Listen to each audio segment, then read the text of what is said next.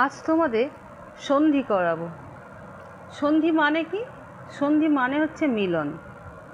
তো পর সন্নিকর্ষ সংহিতা মানে পাশাপাশি দুটো বর্ণের মিলন হলে সন্ধি বলে। দেখো দুই বন্ধু পাশাপাশি বসলেও খানিকটা যতই ঝগড়া থাকবে একটু মিল তো হয় পাশাপাশি বসে, ঠিক সেরকম বর্ণগুলো যদি পাশাপাশি বসে তাহলেই তাকে সন্ধি বলে। যে মিলটা হয় তাকে সন্ধি বলে। আমরা খুব তাড়াতাড়ি দুটো বর্ণ যে উচ্চারণ করি একসঙ্গে কী সুন্দর উচ্চারিত হয়ে যায় না, সেটাকে বলা হচ্ছে সন্ধি। এই সন্ধি আবার হচ্ছে তিন প্রকার। কি কি? স্বরসন্ধি, ব্যঞ্জন সন্ধি আর বিসর্গ সন্ধি। তাহলে প্রথমে আমরা স্বরসন্ধিটা করি। এই যে স্বরসন্ধিটা, তাহলে স্বরসন্ধি কাকে বলে? স্বরসন্ধি মানে হচ্ছে স্বরবর্ণের সঙ্গে স্বরবর্ণের মিলন। তাহলে স্বরবর্ণ কোনগুলো? না অ আ এইগুলো। তাহলে এই স্বরবর্ণ এদিকেও থাকতে হবে ওদিকেও থাকতে হবে, যুক্তের ওদিকে, তাহলেই হয়ে যাবে স্বরসন্ধি। তাহলে স্বরবর্ণের সঙ্গে স্বরবর্ণের যে সন্ধি হয় তাকে বলা হয় স্বরসন্ধি। তাহলে প্রথমে আমরা কি করব?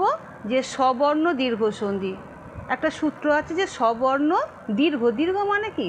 এবার যেগুলো করাচ্ছি দেখো, অটা আ হয়ে যাচ্ছে, অ যাই থাকুক আমি দেখাচ্ছি। দেখো প্রথমে এই অ প্লাস অ সমান হচ্ছে আ। আবার দুটো আ লিখি, আ প্লাস আ সমান হচ্ছে আ। আবার এদিকে একটা আ লিখে নিই, আবার এদিকে একটা অ লিখে নিই, তাহলে কী হয়ে গেল? আকারই হচ্ছে। এদিকটা অ লিখে নিই, এদিকটায় আকার লিখে নিই, তাহলে কী হয়ে গেল? আকার। মোট কথা অকার আকারের মধ্যে যাই থাকুক দুদিকের মধ্যে, মোট এই আকার হবে, আকার। বুঝতে পেরেছ? দেখো দেখাচ্ছি, যদি এরকম দিই শুভ যোগ আলয় হলো। ভ উচ্চারণ করলে কী আসছে? অ। এখানে কি আছে? আ। দুটো মিলে হয়ে গেল আকার। তাহলে তালবস্যায় হস্যু লিখলাম, ভ লিখলাম, দুটো মিলে কি হয়ে গেল? আকার। পড়ে রইল কি? ল আর অন্তস্থ, শুভালয় হলো। যদি এরকম বলি দেবা যুক্ত আলয় বা দেবযুক্ত আলয়, একই হবে। তাহলে কি হয়ে গেল? দেখো দুটো আকার, দুটো আকার মানে কি হয়ে গেল? আকারই হবে। তাহলে দ একার লিখলাম, ব একার লিখলাম, ল আছে এখানে বসিয়ে দিলাম। আবার যদি থাকি দেখো লিখি এখানে পরযুক্ত, পরযুক্ত অধীন, তাহলে কি হয়ে গেল? র উচ্চারণ করলে কি আসছে? অ। এখানে কি আছে? অ। দুটো অ মিলে কি হয়ে গেল? আকার। তাহলে প লিখলাম, র লিখলাম, আকার হলো, ধয়ে দীর্ঘি আছে, ধীন, তাহলে পরাধীন হয়ে গেল। এরকম দেখো আরও আছে। এদিকের হস্যই এদিকের হস্যই সমান হয়ে যাবে দীর্ঘই, এদিকে দীর্ঘই এদিকে দীর্ঘই সমান কি হয়ে যাবে? দীর্ঘই। আবার একটা দীর্ঘই দিই, একটা হ্রস্বই দিই, হয়ে গেল দীর্ঘই। তারপর এদিকটা দেখো হ্রস্বই দিয়ে দিলাম, একটা দীর্ঘই দিয়ে দিলাম, হয়ে গেল দীর্ঘই। মোট কথা যাই থাকুক হ্রস্বই বা দীর্ঘির মধ্যে এই দীর্ঘিটাই হয়ে যাবে। বুঝতে পেরেছ? যদি এরকম থাকে মতি যোগ ইন্দ্র, এখানে কি আছে? দেখো একটা হস্যি, এখানে কি একটা আছে হস্যি, দুটো মিলে কি হয়ে গেল? দীর্ঘি। তাহলে পুরো হয়ে গেল কি? ম লিখলাম, ত লিখলাম, দীর্ঘি হয়ে গেল, যা আছে পরপর বসিয়ে দিলাম। আবার দেখো রবি যুক্ত ঈশ্বর যদি থাকে কি হবে? এখানে কি একটা হস্যি আছে, এখানে কি একটা আছে দীর্ঘি, সমান কি হয়ে যায় আমরা জানি, যাই হোক এটা কি হয়ে যাবে? দীর্ঘি হয়ে যাবে। তাহলে র লিখলাম, তাহলে দীর্ঘই হয়ে গেল, দুটো হস্যি মিলে, তারপর যা আছে লিখে দিলাম, কী হয়ে গেল? রবিশ্বর হলো। সেরকম একইভাবে দেখো এখানে একটা হ্রস্ব, এখানে একটা হ্রস্ব মিলে কি হয়ে গেল? দীর্ঘ। এদিকে একটা দীর্ঘ, একটা এ দীর্ঘ দিলাম, দিয়ে মিলে কি হয়ে গেল? দীর্ঘ। এদিকে একটা দীর্ঘ দিলাম, এখানে হ্রস্ব, তাহলে কী হয়ে গেল? মানে এইটাই হচ্ছে দীর্ঘ। আবার এদিকে করে দিই, এদিকে মিলে কি হয়ে গেল? আবার একটা দীর্ঘ। তার মানে এটা মানে এটাই। তাহলে বোঝা গেল। এবার আমি একটা উদাহরণ দিই। দেখো দুটো হস্যু যদি এরকম দিই, দুটো হস্যু দিয়ে দিই, দেখো লঘু যুক্ত উর্মি যদি দিই তাহলে কি হবে? এখানে দেখো হ্রস্ব আছে, এখানে কি আছে? দীর্ঘ আছে। হ্রস্ব এখানে দীর্ঘ সমান কী হয়ে যাবে? দীর্ঘই হয়ে যাবে। ল লিখলাম, ঘ লিখলাম, দীর্ঘ লিখলাম, ময়ূরে হস্যি দিয়ে দিলাম, কী হয়ে গেল? লঘুর্মি হয়ে গেল। বোঝা গেল? মোট কথা দীর্ঘটাই হচ্ছে, ওই জন্যই তো এটা এই সন্ধিটা এটা দীর্ঘ হলো। দেখো যা থাকবে শেষেটা পরপর দীর্ঘি হলো, এটা আ হলো, এই তিনটে বোঝা গেছে। এবার আরেকটা করাই, অন্যটা করাচ্ছি। দেখো রি, রি স্থানে কি হয়? রি স্থানে একটা হয় অর, আবার কোনো কোনো সময় কি হয়? আর হয়। আবার কোনো কোনো সময় দেখবে রি স্থানে কি হয়? আর হয়। তাহলে কোথায় অর আর কোথায় আর হয়? দেখো এখানে লিখলাম দেব যোগ ঋষি। তাহলে দেখো এখানে আমি বললাম যদি এখানে স্বরবর্ণ, তাহলে এই দিকটা স্বরবর্ণ থাকতে হবে, আর এদিকে কী করতে হবে? রি থাকতে হবে। তাহলে স্বরবর্ণ আর রি যদি থাকে তাহলে এখানে কি করব? রি স্থানে কী হয়ে যায়? অর হয় সব সময়।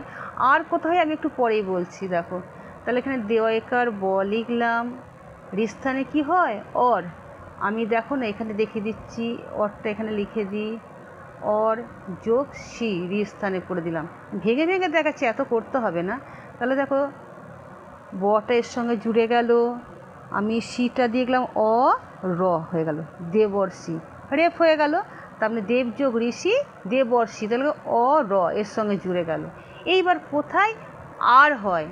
যদি পরে পরে যদি ঋত শব্দ থাকে। কি শব্দ? ঋত, ঋত শব্দ থাকে।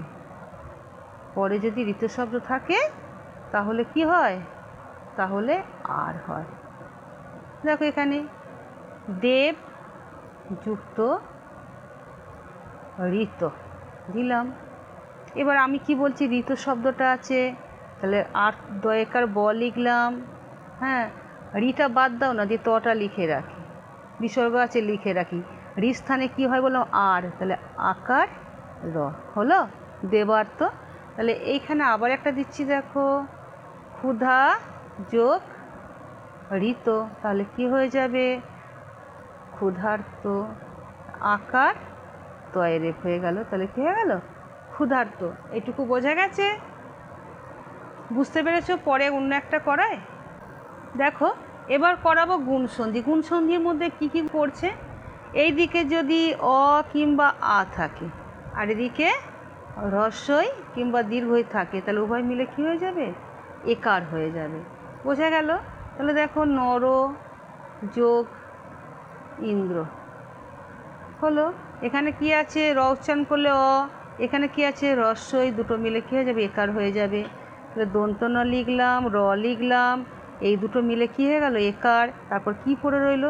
যেটা রইল পড়ে লিখে দিলাম, হলো। এই যে থাকে দেব যুক্ত ঈশ্বর, তাহলে কি হয়ে যাবে? এখানে কি আছে? দয়কার। দেখো এখানে অ আছে, এখানে কি আছে? দীর্ঘই, দুটো মিলে কী হয়ে গেল? একার। তাহলে দয়েকার বয়েকার তালবেশ দেবেশ। যদি এরকমই দিই ভদ্র যুক্ত ঈশ্বর, তাহলে কি হয়ে যাবে? এখানেও অ আছে, এখানে কি আছে? দীর্ঘই, দুটো মিলে কি হয়ে যাবে? আবার একার। তাহলে ভ দয়রেব লিখলাম, দুটো মিলে কি আছে? একার হয়ে গেল।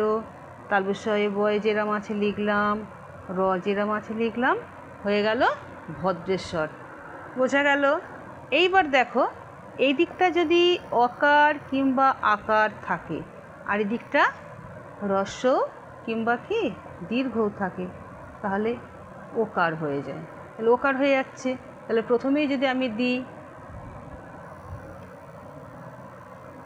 পর যুক্ত উপকার, তাহলে কি হবে?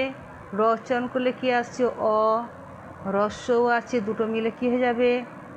ওকার। তাহলে প লিখলাম, র লিখলাম, রয়ের সঙ্গে অ জুড়ে আছে, দুটো মিলে কী হয়ে গেল? ওকার। ওকার দিলাম, তারপর যা আছে পরপর আমি লিখে দিলাম, পরোপকার হয়ে গেল। যেরকম আর একটা উদাহরণ আমি তোমাদের দিচ্ছি, সূর্য যোগ উদয়, তাহলে এখানে কি আছে? অ, এখানে কি আছে হ্রস্ব, দুটো মিলে কি হয়ে গেল ওকার। তাহলে দন্তস্বয়ে দীর্ঘ লিখলাম, উঞ্জয় রেখ ওকার হয়ে গেল। দ যেরাম আছে লিখে দিলাম, অন্তস্থ যেমন আছে লিখে দিলাম, হয়ে গেল সূর্যোদয়। বোঝা গেছে? এই কটা বুঝতে পেরেছ? দেখো এই গুণ সন্ধির মধ্যে এ কটা করলাম। আবার যে রিস্থানে অর বা আর হয় বললাম না, ওটাও কিন্তু কী হয়ে গেল গুণ সন্ধির মধ্যেই পড়ে যাবে। এবার বৃদ্ধি সন্ধি করাচ্ছি। বৃদ্ধি সন্ধির মধ্যে কি কি আছে? এদিকে দেখো অকার কিংবা যদি আকার থাকে, এদিকে এ কিংবা ওই থাকে, তাহলে কি হয়ে যাবে ওই হয়ে যাবে। যেরকম দেখো অদ্য, অদ্য যোগ এব দিয়েছি, এখানে কি আছে অ উচ্চারণ করলে অদ্য করলে অ আসছে, এখানে কি আছে এ, দুটো মিলে কি হয়ে গেল ওই হয়ে গেল। তাহলে কি লিখব অ দয় ফলা লিখলাম, এটা দুটো মিলে কি হয়ে গেল ওই, ব আছে বটা লিখে দিলাম। দেখো সদা যোগ এব যদি এরম হয়, এখানে কি আছে আকার, আমি বলেছি আকার থাকলেও হবে, এখানে একার দুটো মিলে কি হয়ে গেল ওইকার হয়। তাহলে দন্ত স লিখলাম, দ লিখলাম, এই দুটো মিলে কি হয়েছে ওই, দিয়ে ব চলে এলো, তাহলে সদৈব হয়ে গেল। বুঝতে পেরেছি কটা? তাহলে অন্য একটা করাচ্ছি। দেখো এবার এই বৃদ্ধি সন্ধির মধ্যে করাচ্ছি। এদিকে যদি অ থাকে, এদিকে যদি আ থাকে, একই রকম এটা এ ওই ছিল, এটা হয়ে যাবে ও আর ও, তাহলে দুটো মিলে কি হয়ে যাবে শেষেরটাই হচ্ছে সব সময়, তাহলে ও হয়ে যাবে। যদি থাকে দেখো মহা যুক্ত ওষধিবি, তাহলে এখানে কি আছে তাহলে আছে, এখানে কি আছে অ, দুটো মিলে কি হয়ে যাচ্ছে এখানে হয়ে গেল ও, তাহলে ম লিখলাম, হ লিখলাম, এই আকার আর ও মিলে কি হয়ে গেল ও, তা মূর্ধন্য স আছে ধয়সী, বনৌষধি হয়ে গেল। আবার যদি দিই বন যুক্ত ঔষধ, তাহলে কি হবে এখানে আছে অ, এখানে আছে কি ও, দুটো মিলে কি হয়ে গেল ও, তাহলে এখানে ব লিখলাম, দন্তনা লিখলাম, কি হয়ে গেল এটা ও হয়ে গেল, মূর্ধন্য স আছে ধ লিখে দিলাম, তাহলে বনের স্বাদ হয়ে গেল। আজকে এইটুকুই থাক।